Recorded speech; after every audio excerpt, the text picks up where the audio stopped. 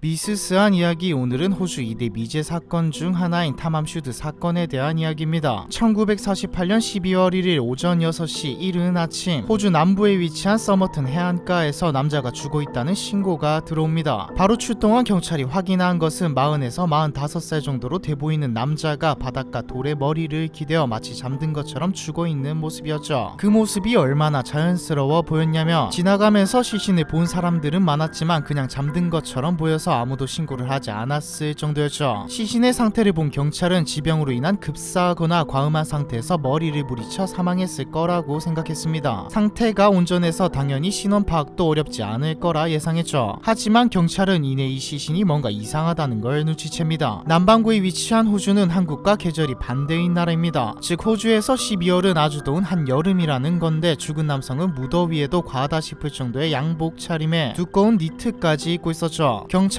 일단 이 남자의 신원부터 파악해보려 했지만 신분을 확인할 수 있는 어떤 물건도 찾을 수 없었습니다. 더 이상한 것은 시신이 입고 있었던 옷의 라벨도 일일이 모두 깨끗하게 제거된 상태였다는 것이죠. 마치 자신의 신원을 철저히 숨기고 싶어 했던 것처럼 보였습니다. 이외에도 기차표 여권, 영국산 담배, 미국산 빚 등이 있었지만 신원 파악에는 전혀 도움이 되지 않았습니다. 남자의 시신은 부검 단계로 넘어갔죠. 그런데 부검 결과는 경찰을 더욱 혼란스럽게 했습니다. 죽은 남성의 몸에는 눈에 띄는 상처는 없었지만 비장은 정상인의 3배가량 부풀어 있었고, 위와 간에는 출혈이 온몸 곳곳에는 우려의 증상이 다수 확인되었습니다. 우려의 증상이란 정맥의 혈류가 방해되어 장기 조직 내 정맥이나 모세혈관 내 혈액이 증가하는 현상을 말하죠. 이 때문에 약이나 독으로 살해당했을 가능성이 제기됐지만, 위장에서 검출된 마지막 식사에서도 신체 어디에서도 약물의 흔적은 찾아볼 수 없었고 약물을 주입한 흔적도 보이지 않았습니다. 부검을 통해 확실히 알 수 있었던 건 이 남자가 12월 1일 새벽 2시쯤에 사망했다는 것, 독살의 흔적은 보이지 않지만 자연사는 절대 아니라는 것 뿐이었습니다. 경찰은 정체불명의 이 남자를 발견된 해안가 이름을 따서 서머튼 맨이라 불렀고 수사는 계속되었죠. 하지만 시신 하나만으로는 아무것도 알아낼 수 없는 상황이었기에 경찰은 목격자를 찾아내 당시 목격 정보를 얻어내고 제보를 통해 정보를 수집하는 게 다였습니다. 그런데 여기서 또 하나 이상한 점이 나타나죠. 목격자 정보에는 11월 30일 저녁부터 돌에 기대어 누워있는 남자를 봤다는 증언이 있었는데, 부검의 사망 추정 시간인 12월 1일 새벽 2시보다 훨씬 전부터 그곳에 누워 있었다는 겁니다. 다른 목격자는 이 남자가 돌에 기대어 팔을 움직이고 있었다고 말했죠. 그렇다는 건 이 남자는 11월 30일 저녁부터 해변의 방파제에 기대어 팔만 휘적거리다 대여섯 시간 후에 사망했다는 건데 말이 안 됩니다. 사건은 점점 미궁으로 빠지고 있었죠. 사인도 정체도 알 수 없는 시신에서 추측해볼 수 있는 사실은 그저 이 남자가 영국인이라는 것 뿐이었습니다. 호주 경찰은 이 남자의 얼굴 사진과 지문을 찍어 미국, 유럽 등 영국인이 거주하는 모든 국가의 수사 당국에 신원 조회를 요청하기로 했죠. 하지만 그 어디에서도 이 남자의 신원 정보는 조회되지 않았고 찾는 사람도 없었습니다. 시신 발견 후 한 달 이상이 지난 1949년 1월 14일 근처 기차역 보관함에서 남자의 것이라 추정되는 가방이 발견됩니다. 남자가 사망하기 전날 오전 11시에 보관소에 맡겨진 이 가방 안에는 영국의 고가 브랜드의 옷, 양말, 면도기, 편지지 등이 들어있었고 의문스러운 물건도 함께 발견되죠. 여행에는 절대 필요 없을 것 같은 드라이버 붓도 함께 들어있었습니다. 하지만 이상한 점은 따로 있었습니다. 가방에 들어있던 넥타이나 옷, 빨래 주머니에 새겨진 이름은